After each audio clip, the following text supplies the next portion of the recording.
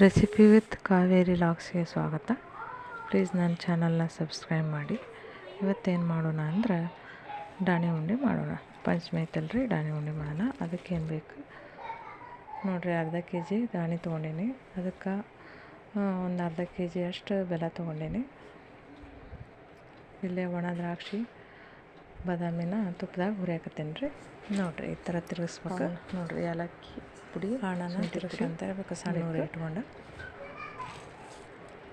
ಮತ್ತು ಅದನ್ನು ಸೋಸನ್ನು ಒಂದು ಸ್ವಲ್ಪ ಹೊಲಸಿರ್ತೈತಿ.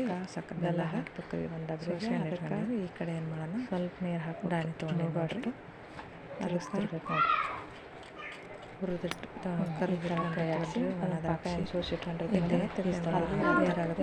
ಅಷ್ಟು ಹಾಕಿ ಪುಟಾಣಿ ಹಿಟ್ಟು ತೊಗೊಂಡೇನಿ ರೀ. ಎಲ್ಲ ಅದ್ರ ಆಮೇಲೆ ಈ ಥರ ಆಗುತ್ತೆ ನೋಡಿರಿ. ಇವು ತುಪ್ಪದಾಗ ಹುರಿದಿದ್ವಿ ಒಣ ದ್ರಾಕ್ಷಿ ಎಲ್ಲ ಈ ಥರ ಶುಂಠಿ ಪುಡಿ ಹಾಕಬೇಕು. ಇಟ್ಟು ಕೈಯಾಡಿಸ್ಬೇಕು. ಒಂದೊಂದು ಉಂಡೆ ಕಟ್ಟಿ ರೆಡಿ ಆಗ್ತಾವೆ.